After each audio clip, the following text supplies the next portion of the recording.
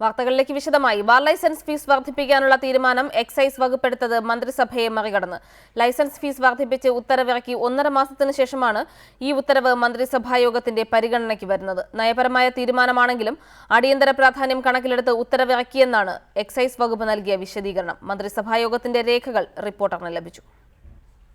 Bar licence ഫീസുമായി ബന്ധപ്പെട്ട cabinet not തിരുത്തിയെന്ന Kodiyeri ബാലകൃഷ്ണന്റെ ആരോപണത്തെ തുടർന്ന് മന്ത്രി കെ ബാബു നിയമസഭയിൽ വെച്ച രേഖകളാണിത്.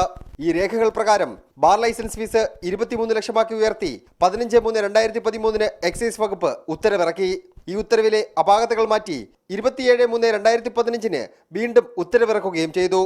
അതായത് ബാർ ലൈസൻസ് ഫീസ് ഉയർത്തുന്നത് നയപരമായ തീരുമാനമായിട്ടും മന്ത്രിസഭാ യോഗത്തിൽ വെക്കാതെ മന്ത്രിസഭയെ മറികടന്ന് മന്ത്രി തീരുമാനമെടുത്തിരിക്കുന്നു. മന്ത്രിസഭാ യോഗത്തിലുള്ള കുറിപ്പിലും ഇക്കാര്യം വ്യക്തമാക്കിയിട്ടുണ്ട്. അതിൽ പറയുന്നത് ഇപ്രകാരം: ഇത്തരത്തിൽ ഉത്തരവ് പുറപ്പെടുവിക്കുന്നതിന് നയപരമായ തീരുമാനം ആവശ്യമായതിനാൽ മന്ത്രിസഭയുടെ അംഗീകാരം ലഭിക്കേണ്ടതായിരുന്നു.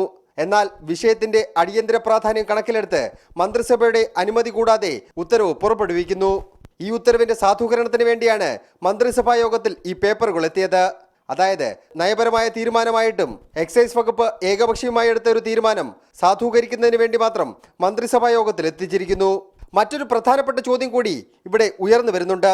15/3/2013 ഉത്തരവിറക്കിയത് അടിയന്തര പ്രാധാന്യം ഉള്ളതായതുകൊണ്ടാണെന്നാണ് മന്ത്രി പറയുന്നത്.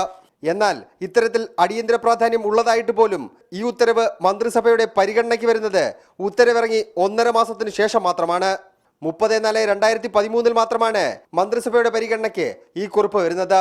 അടിയന്തര പ്രാധാന്യമുള്ള ഒരു ഉത്തരവ് 1.5 മാസത്തോളം മന്ത്രിസഭ കാണാതെ മാറ്റിവെച്ചത് എന്തിന്? സൈഫ് സൈനുലാബ്ദീൻ, റിപ്പോർട്ടർ, തിരുവനന്തപുരം.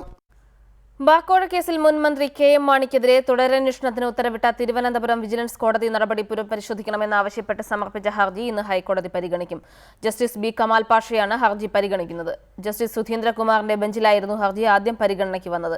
എന്നാൽ സമാന സ്വഭാവമുള്ള മറ്റൊരു ഹർജി ജസ്റ്റിസ് കമാൽ പാഷ തീർപ്പാക്കിയ സാഹചര്യത്തിൽ ഈ ഹർജിയും അദ്ദേഹത്തിന്റെ ബെഞ്ചിലേക്ക് അയക്കുകയായിരുന്നു. ഹർജിയിൽ കെ എം മാണി ഉൾപ്പെടെയുള്ള എതിർകക്ഷികൾക്ക് കോടതി നേരത്തെ നോട്ടീസ് അയച്ചിരുന്നു.